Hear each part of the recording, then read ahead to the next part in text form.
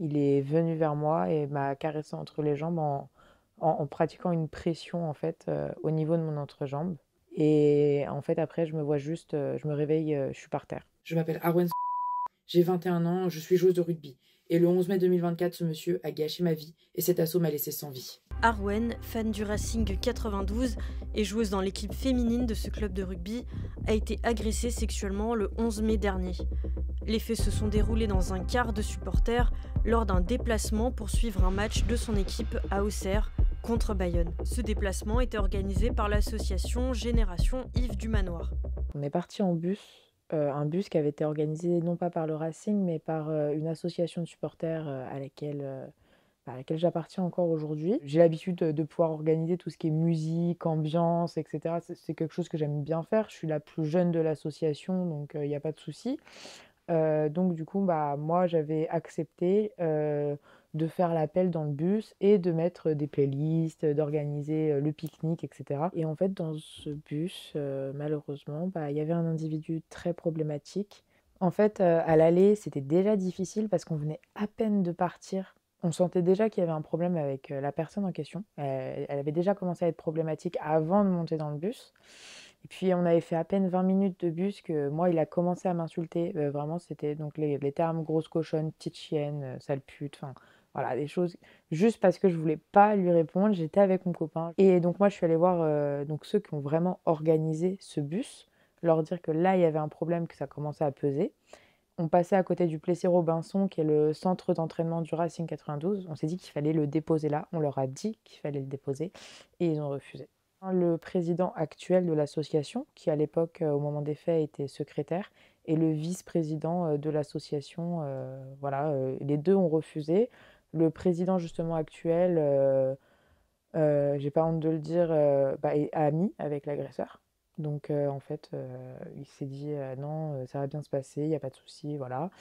Alors qu'en fait, dès le début, on aurait pu éviter tout ça.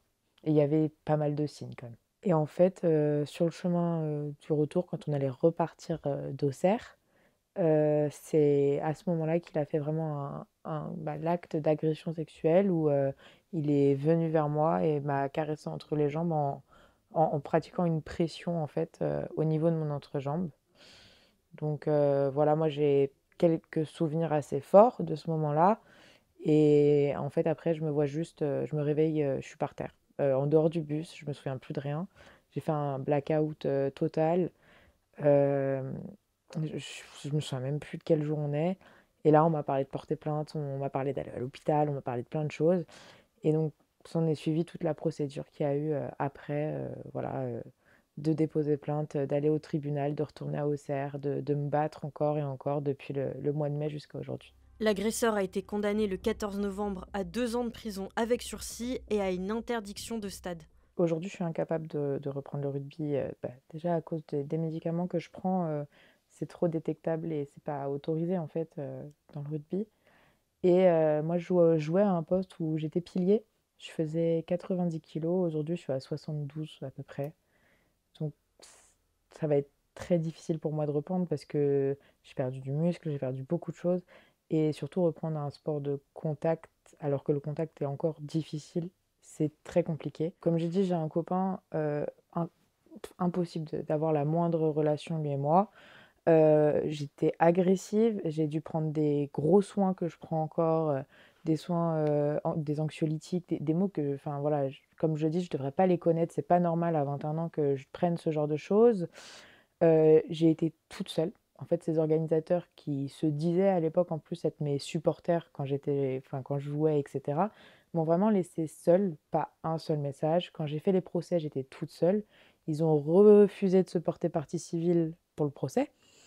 Voilà, les seuls accompagnements que j'ai eus aujourd'hui, donc il y a eu ma famille bien évidemment, j'ai eu le Racing 92 qui n'était même pas responsable de ce bus, qui m'a accompagnée, qui m'a aidé à faire les démarches parce que moi j'y connais rien d'un point de vue légal, je sais pas ce que c'est un procès, enfin la FFSR, donc la Fédération française des supporters de rugby, qui elle tout de suite est arrivée et m'a fait non mais on va se porter partie civile, on peut essayer de t'aider à faire ça, voilà. On va en parler, il faut en parler, on va faire des communications sur les violences sexistes et sexuelles. Mais cette association s'est cachée jusqu'à Et encore aujourd'hui, se cache, ne répond pas. Aujourd'hui, je ressens beaucoup de colère envers ces personnes. Je leur ai juste demandé des excuses et j'ai toujours pas eu ces excuses. La Fédération française des supporters de rugby a décidé de suspendre provisoirement l'association Génération Yves du Manoir. On doit vraiment informer les gens. On doit les former parce que c'est des assos de supporters voilà, qui organisent des bus et qui en fait savent pas comment réagir face à ce type de situation. Le plus important pour moi, c'est de dire ça s'est passé. Ça s'est passé en top 14, stop. On arrête là, c'est plus possible. C'est vraiment, je trouve que le rugby a trop souffert. Et moi, je veux vraiment que ça s'arrête.